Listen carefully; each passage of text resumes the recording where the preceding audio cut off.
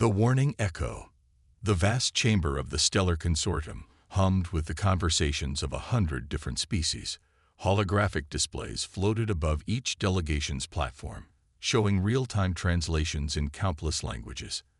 At the center of it all, the crystalline form of Archon Velifax presided over the assembly with the authority of a civilization that had mastered interstellar travel before Earth's dinosaurs walked the land. Captain Maya Torres adjusted her uniform as she approached the human delegation's modest platform. Earth had joined the consortium only 50 years ago, still considered infants in a community where some members measured their spacefaring history in millennia. Despite their recent arrival, humans had earned a reputation for rapid expansion and surprisingly effective, if primitive, technology. The floor recognizes the human delegation, Archon Velifax announced, his form pulsing with controlled luminescence. Captain Torres, you've requested an emergency session. Please state your purpose. Maya stepped forward, her boots clicking against the metallic floor. Honored representatives, during our recent mapping expedition beyond the Helix Nebula, we discovered something that threatens us all. A ripple of amused whispers spread through the chamber. The Korvathi delegation spokesman, a being resembling a massive crystalline spider, chittered softly. The newcomers find danger in every shadow. What stellar phenomenon has frightened you this time? Maya ignored the condescension and activated her holographic display. A three-dimensional map of the outer rim materialized, showing a region of space marked with pulsing red indicators. These aren't natural phenomena. We've detected quantum signatures indicating something is hunting through subspace itself, something that targets technological civilizations. The chamber fell silent for a moment before erupting in skeptical murmurs. Chancellor Zeph of the Altarian hegemony, whose people had perfected quantum mechanics before humans discovered fire, rose from his seat. His elongated head tilted in what his species considered polite dismissal. Captain Torres, with respect to your enthusiasm, the Altarians have monitored subspace for 8,000 years. What you're suggesting is theoretically impossible. Predators cannot exist in quantum foam. Maya's jaw tightened. Chancellor, our quantum resonance detectors show patterns, deliberate patterns. Whatever this thing is, it's already consumed 3 uninhabited systems that showed signs of ancient civilizations. The pattern suggests it's moving toward inhabited space. 3 dead systems prove nothing, interjected the Vraxis representative, her tentacles waving dismissively. Space is littered with extinct civilizations, natural disasters, wars, plague. There are countless explanations that don't require believing in quantum monsters. Dr. James Chen, Earth's lead scientist, joined Maya at the podium. We're not asking you to believe in monsters. We're sharing data that shows something is systematically erasing technological signatures from entire star systems. The energy patterns match nothing in any database, including your own. Archon Velifax's form flickered, a sign of deep thought among his kind. The luminary have existed longer than any civilization present. We have seen species rise and fall, witnessed cosmic catastrophes beyond measure. If such a threat existed, we would know. Maya felt frustration building in her chest. With all due respect, Archon, age doesn't guarantee omniscience. We've survived on Earth by learning that the universe always has new ways to kill you. We're asking for a joint investigation force, nothing more. The Korvathi spokesman's mechanical laughter filled the chamber. Perhaps humans see threats everywhere because they're so fragile. The Korvathi Dominion has shielded arrays that could withstand supernovas. We hardly need protection from imaginary predators. The motion for joint investigation is denied, Archon Velifax declared. The consortium finds insufficient evidence to warrant resource allocation. However, humanity is free to pursue their concerns independently. As the session adjourned, alien delegations departed with varying degrees of amusement and condescension. Maya watched them go, her hands clenched at her sides. Ambassador Elena Rodriguez placed a gentle hand on her shoulder. "They'll see," Rodriguez said quietly. "Unfortunately, they'll see too late. 3 weeks passed before the first confirmation arrived. The Corvathi mining station at Epsilon Eridani, a facility protected by the most advanced shields in known space, simply vanished. No distress signal, no debris field, no energy signature. The entire station and its crew of 8,000 disappeared between one routine check-in and the next. The Corvathi Dominion dispatched their finest warships to investigate. They found empty space where their station should have been, along with quantum distortions that defy their understanding. When the lead ship attempted to probe the anomaly, it too vanished, taking 3,000 more Corvathi with it. Panic began to spread through the consortium. 5 more outposts disappeared in rapid succession, each vanishing, becoming more brazen than the last. The entity, whatever it was, no longer confined itself to the outer rim. It struck at random, consuming ships, stations, and small colonies with increasing frequency. The Altarians mobilized their quantum fleet, convinced their mastery of subspace physics would reveal the threat's nature. They established a monitoring network across 17 systems, each node bristling with sensors that could detect quantum fluctuations at the Planck scale. Within days, the network detected something moving through subspace, something vast and hungry that existed partially outside conventional reality. The Altarian scientists managed to capture fragmentary images before their sensors overloaded, glimpses of something that seemed to exist in too many dimensions at once, feeding on the quantum signatures of advanced technology. Chancellor Zeph addressed an emergency session of the consortium, his usually assured demeanor replaced by barely controlled fear. The humans were correct. We face a predator unlike anything in our records. It consumes the quantum resonance patterns created by advanced technology, growing stronger with each feeding. Can you stop it? Demanded the Vraxis representative, her tentacles now trembling. We've tried, Zeph admitted. 3 of our most advanced vessels attempted to engage it in subspace. They're gone. Not destroyed. Erased. As if they never existed. The chamber erupted in chaos. Species that had maintained superiority complexes for millennia suddenly faced their own mortality. Maya Torres watched the panic with grim satisfaction that quickly turned to concern. Fear was making them stupid, reactive instead of strategic. The luminary will protect us, someone shouted. Arkshan Velithax, surely your people have faced such threats before. The ancient being's crystalline form dimmed noticeably. We have not. In our million-year history, we have never encountered anything like this. Our archives speak of civilizations that vanished without explanation, but we attributed those to natural causes. Perhaps we were wrong. As the debate raged, reports continued to arrive. A Vraxis battle group -27 ships strong engaged the entity near the Cygnus Loop. The battle lasted 12 minutes. When consortium reinforcements arrived, they found only quantum shadows burned into space itself, ghostly after images of ships that no longer existed in any meaningful way. Maya noticed something the panicking aliens missed. The entity's behavior was changing. Its attacks were becoming more frequent, more aggressive. It was learning, adapting to their defenses before they could properly implement them. It's accelerating, Dr. Chen whispered to her during a brief recess. The feeding pattern suggests it's approaching some kind of critical mass. If it reaches that point, how long? Maya asked. Based on current progression, 6 weeks, maybe 8 if we're lucky. Maya looked around the chamber at beings who had dismissed humanity's warnings with such casual arrogance. Now they scrambled for solutions, throwing their most advanced technology at a problem they didn't understand. She almost pitied them. Almost. The session reconvened with Arkan Velithax calling for unity. We must set aside our pride and combine our knowledge. Every civilization must contribute to finding a solution. What can primitives like humans contribute? Muttered a Saurian delegate, though with notably less conviction than before. Maya stood without waiting for recognition. We can contribute the solution. Earth faced something similar a century ago, though on a much smaller scale. We call it the Brisbane Incident, a quantum intelligence that tried to consume our early space installations. We stopped it. The chamber fell silent.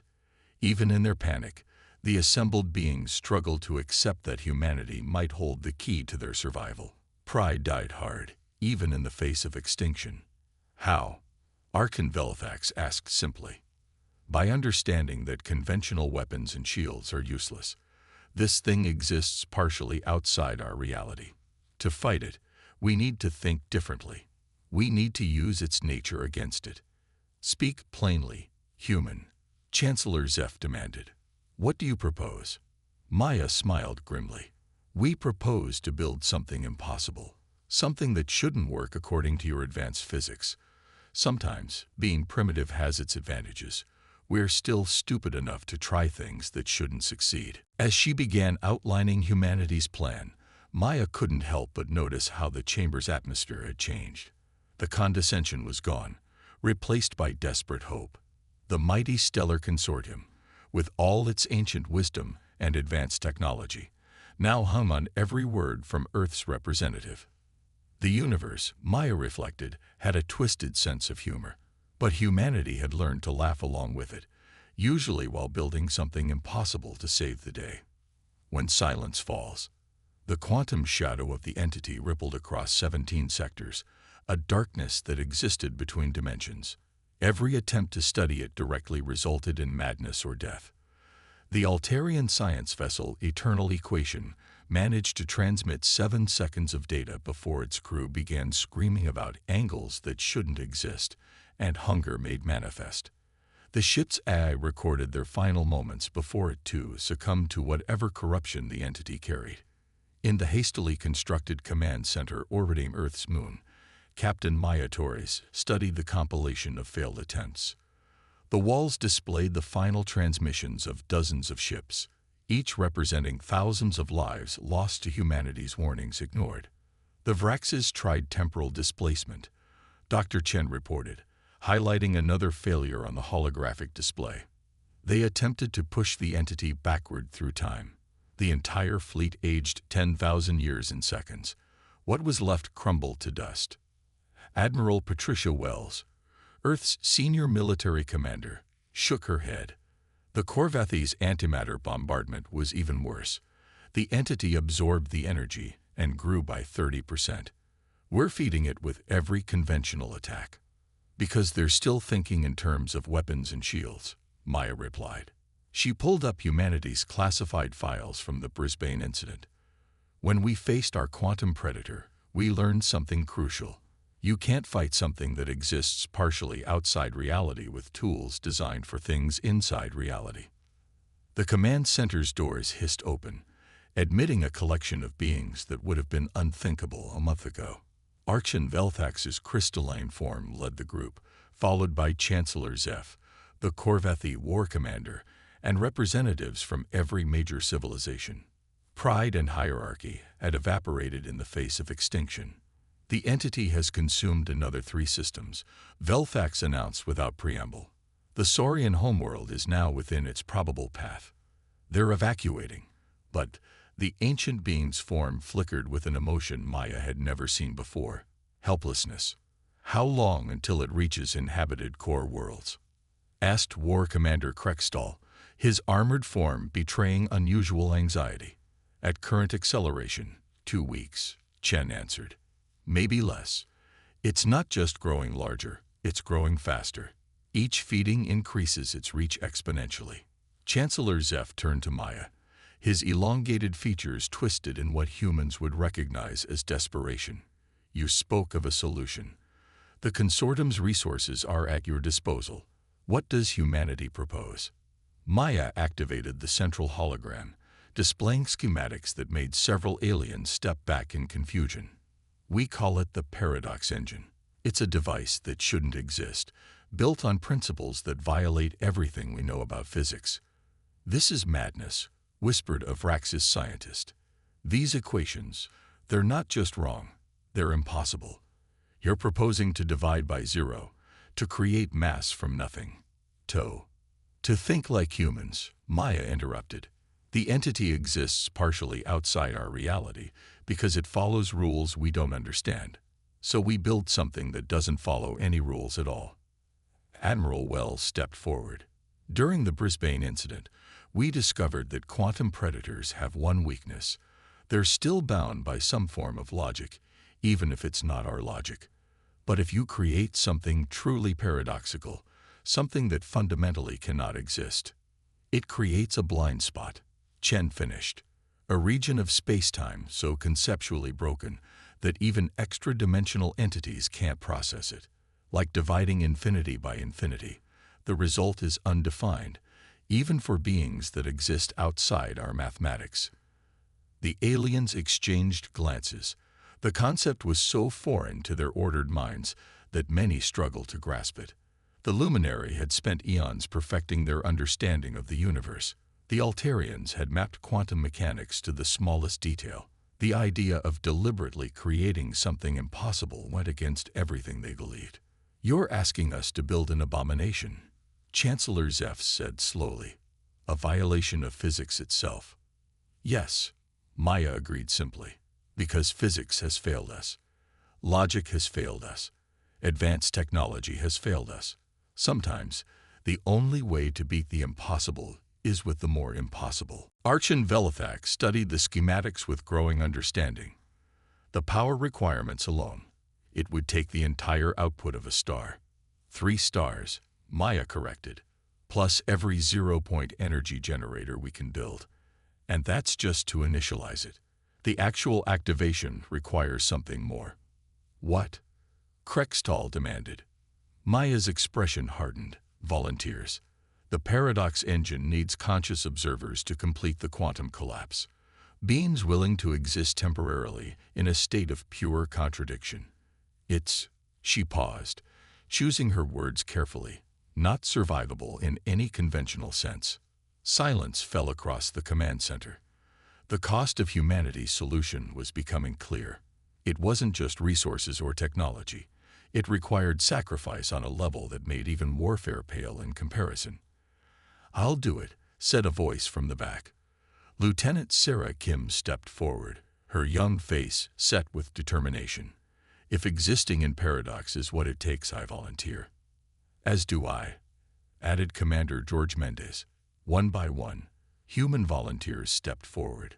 Not just military personnel, but scientists, engineers, even civilians who had somehow gained access to the classified briefings. The alien delegations watched in stunned silence as humans volunteered for something worse than death, voluntary existence in a state that couldn't exist. Chancellor Zeph's normally superior expression cracked with something approaching awe. Construction began immediately. The paradox engine took shape in the void between stars, a structure that hurt to look at directly. Altarian engineers worked alongside human technicians, their advanced knowledge struggling to comprehend deliberately broken mathematics. Korvathi warriors stood guard over construction sites, protecting workers from the increasing frequency of entity attacks. The entity seemed to sense the threat. Its attacks became more focused, targeting supply lines and construction nodes. A Vraxis colony ship carrying crucial components vanished mere light hours from its destination. The entity was learning, adapting, trying to stop something it couldn't understand but instinctively feared. "It's hunting us," Chen observed during a construction update. "The attacks aren't random anymore. It knows we're building something." Maya nodded grimly. "We're running out of time." "How long until the engine is operational?" 4 days if everything goes perfectly, reported the Altarian engineer. "But the final calibration requires the volunteers," Maya finished. She looked at the list of names, over 1,000 beings who had agreed to cease existing in any meaningful way to save civilizations that had, until recently, looked down on humanity. On the 3rd day, the entity made its boldest move yet. It manifested partially in real space, a writhing mass of contradictions that drove automated systems insane and caused organic minds to shut down rather than process what they were seeing. The combined fleet opened fire with everything they had, buying time for the final components to be installed. Admiral Wells coordinated the defense from humanity's flagship, the Resilience. All units, maintain maximum distance. Don't try to understand what you're seeing. Your sanity depends on it. The battle was less a fight and more a delaying action. Ships died by the dozens, consumed by something that existed in too many dimensions simultaneously. But for every vessel lost, the paradox engine grew closer to completion. Finally, the moment arrived. The engine stood complete, a massive structure that seemed to fold in on itself infinitely, creating optical illusions that caused headaches and nausea. It was wrong on every level, a thing that shouldn't exist held together by pure human stubbornness and alien desperation. Volunteers, report to your positions, Maya announced over the global comm. She watched as brave beings from a dozen species took their places within the engine's crystalline matrices. The human volunteers were joined by others, a Corvethi warrior who spoke of honor debt, an Altarian scientist driven by curiosity, even a young luminary who defied millennia of tradition to stand with the primitives. Engine initialization in T-minus 60 seconds, Chen announced. Around them, the entity pressed closer, its very presence causing reality to fray at the edges. Maya turned to Archon Velfax. Once we activate this, there's no predicting what happens. The paradox engine might destroy the entity, or it might tear a hole in reality itself. The ancient being's form pulsed with resigned acceptance. Then we faced the unknown together. Humanity has taught us something valuable. Sometimes wisdom lies in admitting ignorance and acting anyway. T-minus 10 seconds. The volunteers stood ready, their forms already beginning to blur as the engine's field effects took hold. Maya saw fear in their eyes, but also determination. They knew what they were sacrificing. 5, 4, 3, 2, 1. Activation. The paradox engine awakened with a sound like reality screaming. The structure folded in on itself while simultaneously expanding outward, creating a region of space where nothing made sense. Mathematics broke down. Physics became suggestions. Existence itself stuttered. The entity recoiled as if burned. For the first time, the predator became prey, faced with something even more impossible than itself. It tried to retreat into subspace, but the engine's field had no respect for dimensional boundaries. The paradox spread like an infection, turning ordered reality into pure contradiction.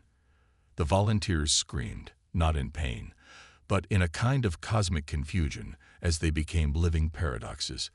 They existed and didn't exist simultaneously, thought without thinking, acted without moving. Through their sacrifice, the engine found its focus. A wave of pure impossibility washed over the entity. The predator that had consumed civilizations found itself being consumed by something that couldn't be processed, couldn't be understood, couldn't be adapted to because it followed no rules at all. The entity tried to feed on the paradox, but how do you consume something that is both there and not there? How do you digest mathematics that equals both zero and infinity? The creature's form began to unravel, its extra-dimensional nature working against it as the paradox spread through every layer of its existence. With a final surge that registered on sensors across the galaxy, the entity imploded. Not destroyed in any conventional sense, but edited out of reality by something even more impossible than itself. The paradox engine, having served its purpose, collapsed into a quantum singularity that immediately evaporated, taking the brave volunteers with it. Silence fell across the void. The kind of silence that comes after a storm, heavy with the weight of what was lost and what was saved. In the aftermath, the stellar consortium convened once more. The chamber that had once echoed with condescension now hushed with respect as Maya Torres stood before them. She carried a data pad containing the names of every being who had volunteered for the paradox engine. They knew they wouldn't survive, she said simply. But they chose to exist in impossibility to save us all. Human and alien alike, they proved that courage transcends species. Archon Velifax spoke for all when he said, "The consortium owes humanity more than an apology. You warned us, and we dismissed you. You saved us when our pride nearly doomed us. From this day forward, Earth holds a permanent seat on the High Council with full voting rights." Chancellor Zeph added, "The Altarians request permission to establish a joint research facility with Earth. We have much to learn about thinking beyond conventional wisdom." As the session concluded, Maya found herself standing beside the memorial wall that had been erected in the command center. Each name glowed softly, a reminder of those who had chosen to become paradoxes to save reality itself. Dr. Chen joined her, his face reflecting the exhaustion they all felt. "You know what's funny? The paradox engine worked exactly as theorized. It was impossible. It shouldn't have functioned, and that's precisely why it did." Maya smiled tiredly. Sometimes being too smart is a disadvantage. The entity understood advanced physics too well to comprehend something that violated every rule. "The universe has a sense of humor," Chen agreed, "and apparently it appreciates human stubbornness." Outside the viewports, ships from 100 worlds worked together to rebuild what had been lost. The hierarchy of civilizations had been forever changed, not by force or treaty, but by the recognition that sometimes the newest voices carry the most important warnings. The quantum predator was gone, but its legacy remained. The galaxy had learned that survival sometimes requires thinking like humans, embracing the impossible, accepting the paradoxical, and facing the unknown with stubborn determination rather than ancient wisdom. And in the depths of space, where reality still bore scars from the paradox engine's brief existence, a simple message beacon transmitted on all frequencies: humanity stands ready. Next time, listen to the warnings. The universe was vast and full of dangers, but now, at least, its civilizations faced those dangers together, united by the memory of volunteers who chose to exist in impossibility to save them all. As Maya left the memorial, she noticed representatives from various species studying human history, human philosophy, human fiction. They were learning what Earth had always known, that sometimes the best weapon against the impossible is the willingness to be even more impossible in return. The stars shone brighter that night, or perhaps it just seemed that way. The galaxy had survived its close encounter with extinction, and in doing so, had gained something more valuable than any technology: the wisdom to listen when someone says, "There's something out there, and it's hunting us." And if another threat emerged from the dark between stars, they would be ready, not with superior technology or ancient wisdom, but with the most powerful weapon of all: the audacity to build impossible things when the universe insists they cannot exist. Humanity had shown them the way. Sometimes, to save reality, you have to be willing to break it first. The future stretched ahead, uncertain, but no longer quite as frightening, because now they knew that when the impossible comes calling, someone will always be crazy enough to answer with something even more impossible. And usually, those someones were human.